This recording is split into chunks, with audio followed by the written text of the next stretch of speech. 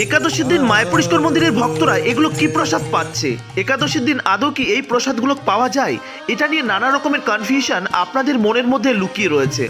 আজ আপনাদের সামনে তারই কিছু ক্লিয়ার করে দেব আমি। প্রিয় বন্ধুরা, শ্রীধাম মায়াপুর ইস্কন মন্দিরের মধ্যে অনেক রকমের প্রসাদ কিন্তু বছরের আর 5টা দিন পাওয়া যায়, ঠিক তারই মতন একাদশীর দিনও কিন্তু অনেক রকমের প্রসাদ পাওয়া যায়।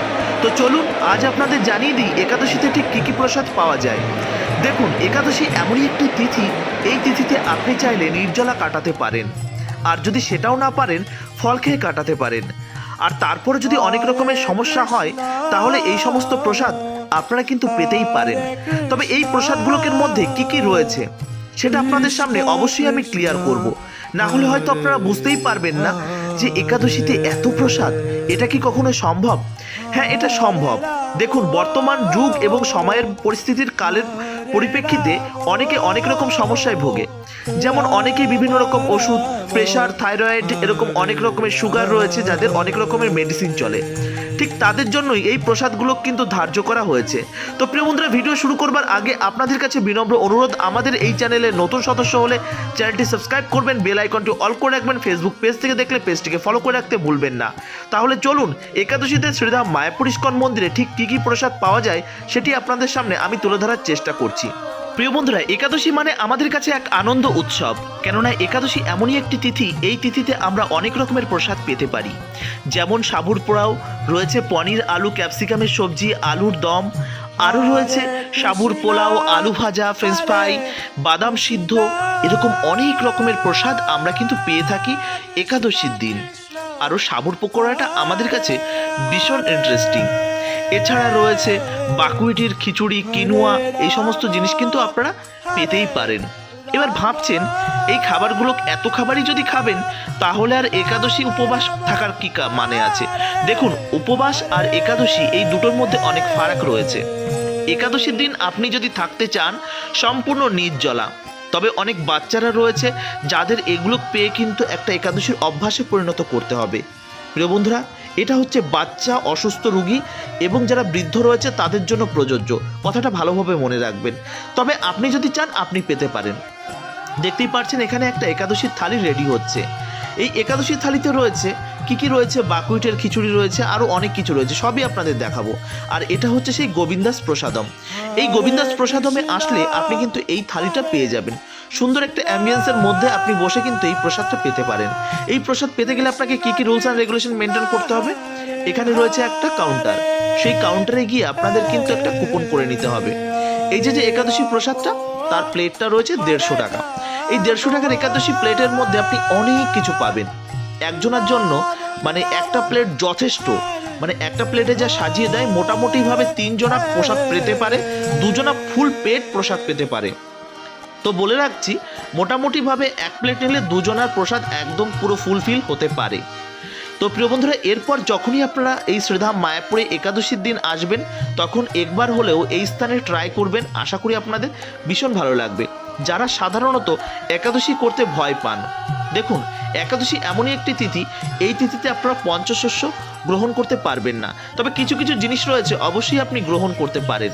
যেমন সাবু রয়েছে, বাকুইট রয়েছে, আলু, তারপর রয়েছে পেঁপে, কাঁচকলার সবজি, পানি ফলের আটা দিয়ে তৈরি একটা মিষ্টান্ন রয়েছে, পায়েস রয়েছে, ফ্রেঞ্চ ফ্রাই রয়েছে, এগুলো কিন্তু আপনি পেতেই পারেন, এটা কিন্তু কোনো সমস্যা না। তবে বারবার বলছি, আপনি চাইলে কিন্তু নির্জলা এবং ফল খেয়েও এই একাদশী ব্রত আপনি পালন করতে পারেন। প্রিয় বন্ধুরা, এই থালির মধ্যে কি কি রয়েছে? পেঁপে, আলু, পনিরের সবজি রয়েছে, আলুর দম রয়েছে, বাকুইটের খিচুড়ি রয়েছে, এছাড়া রয়েছে সাবুর একটু পোলাও রয়েছে, পানি ফলের আটা দিয়ে তৈরি এবং মিষ্টি আলু দিয়ে তৈরি একটি পায়েস রয়েছে, এবং রয়েছে একটা স্যুপ রয়েছে, ফল রয়েছে, ফ্রেঞ্চ ফ্রাই রয়েছে, আরও কত কিছু। তো প্রিয় বন্ধুরা, অবশ্যই আপনি একবার হলেও এই একাদশী প্রসাদ ট্রাই করবেন যারা আপনারা একাদশী করতে ভয় পান। প্রিয় বন্ধুরা, শ্রীধাম মায়াপুর ইস্কন মন্দিরের এই জায়গাটি কোথায়? এটি হচ্ছে গোবিন্দাস প্রসাদম। এটি আপনারা গদা ভবনের ঠিক কাছাকাছি অবস্থিত, বংশী ভবনের ঠিক অপোজিটে। এখানে কিন্তু আপনারা চিনতে পারবেন। চিনতে অসুবিধা হলে আপনারা যে কারোর কাছে জিজ্ঞাসা করবেন গোবিন্দাস প্রসাদমে যাব। দেখতে পাচ্ছেন গদা ভবনের রুট, এই রুটটা ধরে সোজা কিন্তু গদা ভবনে যেতে পারবেন। আর তার ঠিক পাশে প্রথমে দেখতে পাবেন একটা গ্রোসারি, এবং গ্রোসারির ঠিক পেছনে রয়েছে এই গোবিন্দাস প্রসাদম। এখানে কিন্তু এই একাদশী প্রসাদ নয়, এর পাশাপাশি আপনি কিন্তু আরও অনেক রকমের প্রসাদ আপনারা পেয়ে যাবেন। অন্য দিনে আসলে বিভিন্ন রকমের থালি আপনারা কিন্তু পেয়ে যাবেন। 150 টাকার বিনিময়ে এই থালিটি আপনি কিন্তু দুজনা পেতে পারেন, পেট ভরে যাবে আপনাদের। তো যাই হোক, আজকে আপনাদের এই স্থানটা দর্শন করালাম একাদশী তিথিতে। এখন আমরা এই স্থান থেকে কোথায় যাব বলুন তো? এই স্থান থেকে আমরা একটু যাব, আজ একাদশী থাকার কারণে অনেকেই গঙ্গা স্নান করে থাকেন। তো আমরা এখান থেকে সরাসরি চলে যাব প্রভুপাদ গঙ্গার ঘাটে, আর সেখানে গিয়ে আমরা গঙ্গা স্নানের ওই স্থানটা একটু দর্শন করব। তারপর আবারও শ্রীধাম মায়াপুরের বেশ কয়েকটা জায়গা আপনাদের দর্শন করাবো। তো প্রিয় বন্ধুরা, এই যে দেখতে পাচ্ছেন, এটা আমরা কিন্তু দর্শন করতে চলে এসেছি প্রভুপাদ গঙ্গার ঘাট। এই প্রভুপাদ গঙ্গার ঘাটে কি আপনি এসেছেন? যদি এসে থাকেন অবশ্যই জানাবেন। এর ঠিক পাশেই তৈরি হচ্ছে সুন্দর একটি গঙ্গার ঘাট। সেটা কিন্তু অলরেডি প্রায় 60% কাজ কমপ্লিট হয়ে গেছে, আর কিছুদিনের মধ্যে ভক্তদের জন্য সেই ঘাটটি কিন্তু সম্পূর্ণভাবে ওপেন হয়ে যাবে। তো আপনারা যারা শ্রীধাম মায়াপুরে আসতে চলেছেন অবশ্যই এই সমস্ত জায়গা, টুকিটাকি যে জায়গাগুলো আছে দর্শন করে নেবেন। সামনে গৌর পূর্ণিমা আসছে, নবদ্বীপ মণ্ডল পরিক্রমা আসছে। আপনারা কারা কারা আসছেন? নবদ্বীপ মণ্ডল পরিক্রমা শুরু হয়ে যাচ্ছে 18 তারিখ থেকে। দেখুন 19 তারিখ থেকে শ্রীধাম মায়াপুর থেকে আমরা বেরিয়ে যাব পরিক্রমার উদ্দেশ্যে, কিন্তু 18 তারিখে রয়েছে সংকল্প বা অধিবাস। কি বলুন তো, শ্রীধাম মায়াপুর থেকে প্রথম সকালবেলা আমরা যাব মহাপ্রভুর আবির্ভাব স্থান যোগপীঠ, সেই স্থান থেকে দর্শন করব, সংকল্প গ্রহণ করব নবদ্বীপ মণ্ডল পরিক্রমা যাতে ঠিকঠাক করতে পারি। তারপর সেই স্থান থেকে আমরা ফিরে আসবো, আর 19 তারিখ সকালবেলা মায়াপুর থেকে বেরিয়ে যাব, আর ফিরবো শ্রীধাম মায়াপুরে 26 তারিখ।